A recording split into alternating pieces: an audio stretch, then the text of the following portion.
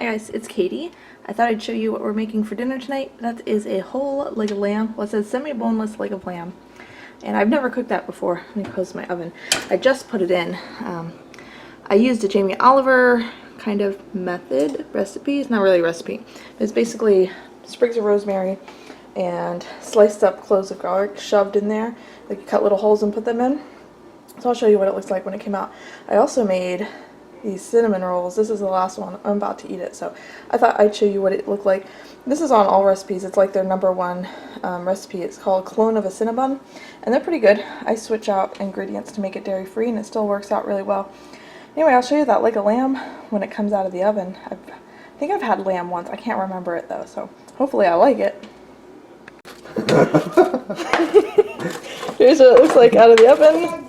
Looks pretty good. It smells good. Having roast potatoes, and we're having some boiled carrots. There it is. Excellent carving job, honey. Thanks. Let's plate it up. I just pulled this bread out of the oven. Can you hear it crackling? Oh, it looks so good. I'll have to film a tutorial. It's more of a method than a recipe, but it makes delicious sourdough bread. So be sure to be getting your sourdough starters ready. I have a video on how to make it, and then maybe in a week or so I'll try to film how to make this amazing bread. And it's a basic bread. You can switch it up and make it whole wheat or all white. Add seeds. I've added a bunch of seeds to this. There's sunflower seeds, chia seeds, flax seeds, and sunflower seeds. I'll cut it open and show you what it looks like in just a minute, but I love that sound of crackling bread.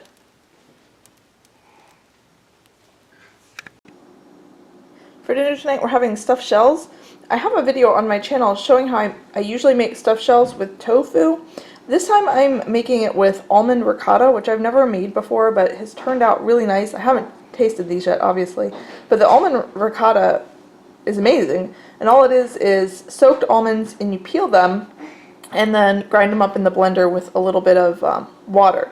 So it's similar to how I make almond milk, except for you don't strain out the pulp from the almonds, and you use quite a bit less water. So here's what the almond ricotta looks like. I've added flavorings to this, so there's like parsley and basil and garlic and salt and pepper in there, and I also put a little bit of clementine juice, which is what I usually put all of those things in the tofu stuffed shells that I make. And then these are some shells that I cooked last night, so they're already cooked. And then just filling them, putting some Prego sauce on them. So that's what we're having tonight. Hopefully they turn out as delicious as the tofu ones.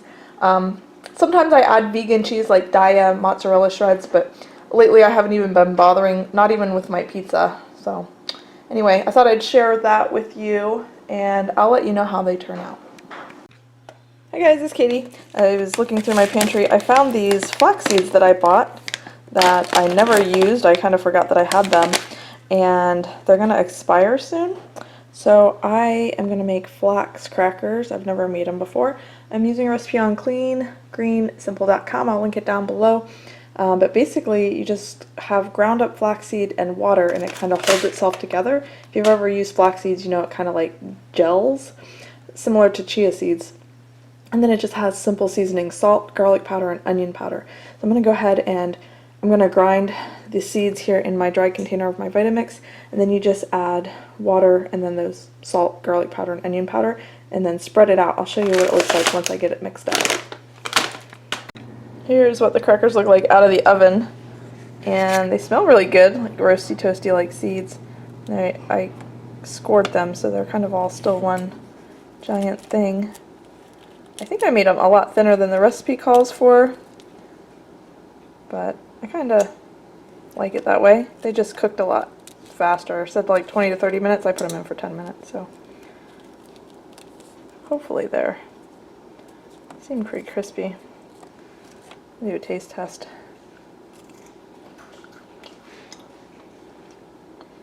They're not bad.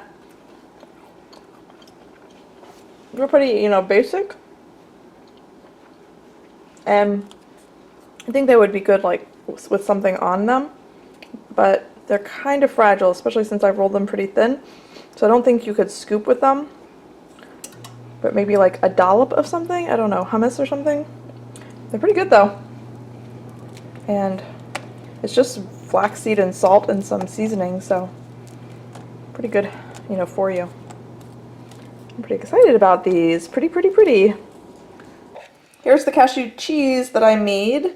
It's just blended up soaked cashews. I put some like garlic and herb in there. I put onion powder, garlic powder, and then I put parsley, dill, a little bit of basil, and a little bit of nutritional yeast.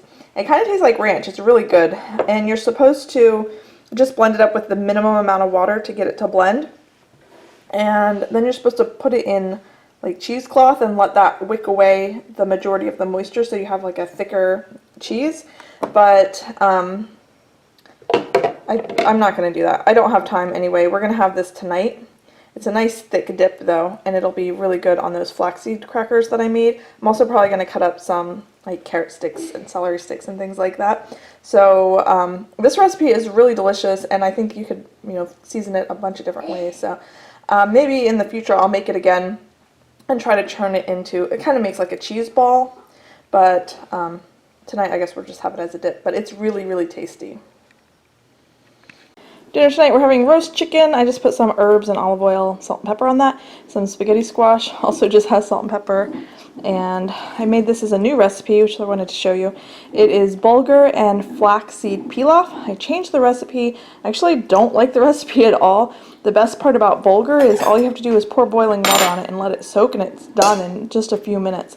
As soon as all the water is absorbed. This has you like simmer it on the stovetop, which means that it's scorched and it's kind of a disaster. But anyway, I'll try to find the recipe online, or I might just take like a screenshot of the recipe. It was on the back of the Bob's Red Mill flaxseed.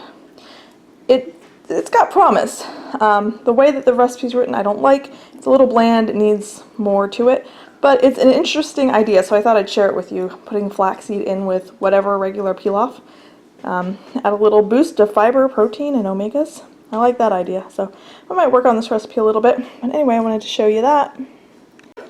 Dinner tonight, I tried a new recipe. This is Tom Kha Gai. It's Thai chicken and lemongrass and coconut soup.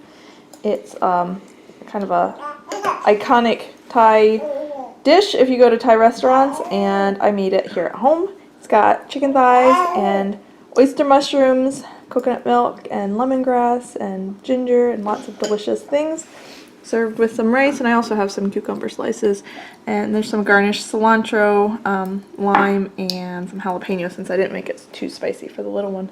But it smells good. I tasted it just a little bit and it's really good, so I'll link the recipe down below. I think that's all for my highlights this time. If you would like to see more of these, just hit the red subscribe button so that you catch all of my new videos. Thanks so much for watching. Bye!